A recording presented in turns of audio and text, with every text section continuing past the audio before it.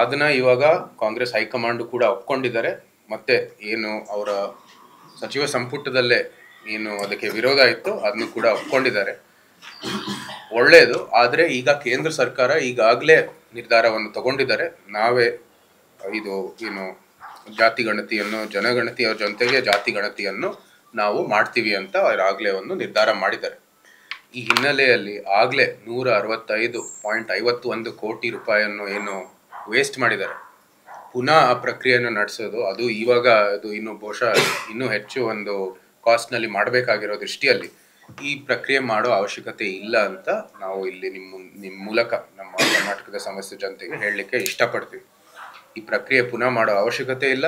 ಮತ್ತು ಈ 10 ವರ್ಷದಲ್ಲಿ ಏನು ಮಾಡಿದರೆ ಮೂಲ ವರದಿಯಿಂದ ಹಿಡಿದು ಇವತ್ತು ಇನ್ನೂ ಅದನ್ನ ಬಹಿರಂಗ ಮಾಡದೇ ಇರುವಂಥದ್ದು ಏನು ಬೆಳವಣಿಗೆ ಇದೆ, ಅದು ಸಂಪೂರ್ಣವಾಗಿ ನಮಗೆ ತೋರಿಸುತ್ತೆ ಇವ್ರಿಗೆ ಒಂದು ಯೋಗ್ಯತೆನೇ ಇಲ್ಲ, ಸಾಮರ್ಥ್ಯನೂ ಇಲ್ಲ ಇಂಥ ಒಂದು ಪ್ರಕ್ರಿಯೆಯನ್ನು ನಡೆಸೋದಕ್ಕೆ.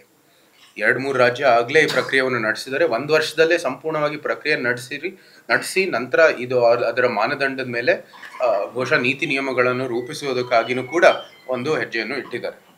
ಈ ಹಿನ್ನೆಲೆಯಲ್ಲಿ ಇವ್ರಿಗೆ 10 ವರ್ಷ ಆದರೂ ಸಹ ಒಂದು ಪ್ರಗತಿಪರ ರಾಜ್ಯ ಆಗಿ ಗುರುತಿಸಿರುವಂಥದ್ದು ಕರ್ನಾಟಕ ಸರ್ಕಾರ, ಅವ್ರಿಗೆ ಈ ಒಂದು ಸಾಮರ್ಥ್ಯ ಇಲ್ಲದೆ ಇರೋದು ಬಹಳ ಸ್ಪಷ್ಟವಾಗಿ ಕಾಣುತ್ತೆ.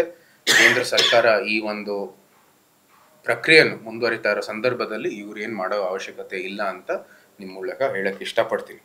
ಅದರ ಜೊತೆಗೆ ಇವರು ಇದು ಸಂಪುಟ ಸಭೆಯಲ್ಲಿ ಅಥವಾ ಇಲ್ಲಿ ಕರ್ನಾಟಕದಲ್ಲಿ ಈ ತೀರ್ಮಾನಕ್ಕೆ ಬಂದಿಲ್ಲ. KC ವೇಣುಗೋಪಾಲ್ ಅವರು, AICC ಜನರಲ್ ಸೆಕ್ರೆಟರಿ ಅವರು, ರಾಹುಲ್ ಗಾಂಧಿ ಕಾಂಗ್ರೆಸ್ ಸರ್ಕಾರದ ವರಿಷ್ಠರು ಈ ತೀರ್ಮಾನಕ್ಕೆ ಬಂದಿದ್ದಾರೆ.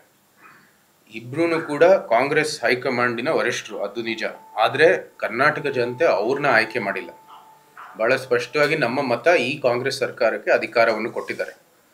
ಇದು ಹೇಗೆ ಇಲ್ಲಿ ನಾನ್ ಎಲೆಕ್ಟೆಡ್ ಪರ್ಸನಾಲಿಟೀಸ್ಗಳು ಈ ತೀರ್ಮಾನ ಬಂದು ಇವ್ರಿಗೆ ಆದೇಶವನ್ನು ಕೊಟ್ಟಿದ್ದಾರೆ ಅಂತ ಬಹಳ ಒಂದು ಮುಖ್ಯವಾದಂಥ ಪ್ರಶ್ನೆ.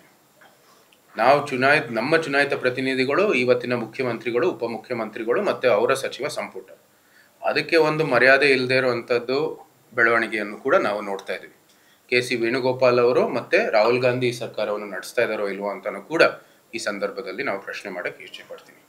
ಅದ್ರ ಜೊತೆಗೆ ಈ ಮತ್ತೊಮ್ಮೆ ನಾವು ಭಾಳ ಸ್ಪಷ್ಟವಾಗಿ ಹೇಳಬೇಕಾಗಿರೋದು, ಈ 165 ಕೋಟಿ ಏನು ಡಸ್ಟ್ಬಿನ್ಗೆ ಹಾಕಿದ್ದಾರೆ, ಅದು ಹೇಗೆ ರಿಕವರ್ ಮಾಡ್ತೀರಾ? ಮತ್ತು ಈ ಒಂದು ರಾಜ್ಯ ಸರ್ಕಾರ ಇಷ್ಟು ಎಲ್ಲ ಕಡೆನೂ ಕೂಡ ಒಂದು ಹಣದ ಕೊರತೆ ಇರುವಾಗ, ನಮ್ಮ ಎಷ್ಟೋ ಪ್ರಾಜೆಕ್ಟ್ ಮೈಸೂರಲ್ಲಿ ನೋಡಿ, ನಮ್ಮ ಉನ್ವಾಡಿ ಏನೋ ನೀರಿನ ಪ್ರಾಜೆಕ್ಟ್ ಇದೆ, ಅದು ಹಣದ ಕೊರತೆಯಿಂದ ಇವತ್ತು ಮುಂದುವರಿಲಿಕ್ಕೆ ಅದು ಸಾಧ್ಯವಿಲ್ಲ. Railway project Belagola to Kushalnagar, ಇದೆಲ್ಲನೂ ಬಿಡಿ, ನಮ್ಮ ಏರ್ಪೋರ್ಟ್ ನಮ್ಮ ಬರೀ 120 ಕೋಟಿ ಬೇಕಾಗಿದೆ ಅಲ್ಲಿ ನಮ್ಮ ಇರಿಗೇಷನ್ ಚಾನೆಲ್ ಮತ್ತು ಈ ಹೈ ಟೆನ್ಷನ್ ವೈರನ್ನು ಸ್ಥಳಾಂತರ ಮಾಡೋದಕ್ಕೆ.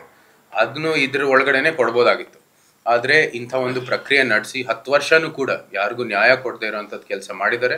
ಒಂದು ಅವೈಜ್ಞಾನಿಕ ವರದಿ ಬಂದಿದೆ, ಅದನ್ನು ಕೂಡ ಬಹಿರಂಗ ಮಾಡಿಲ್ಲ. 165 ಕೋಟಿ ತೆರಿಗೆ ಕಟ್ಟೋ ಏನು ನಾಗರಿಕರಿದ್ದಾರೆ, ಅವರ ಹಣವನ್ನು ಡಸ್ಟ್ಬಿನ್ಗೆ, ಕಸದ ಬುಟ್ಟಿಗೆ ಹಾಕಿದ್ದಾರೆ.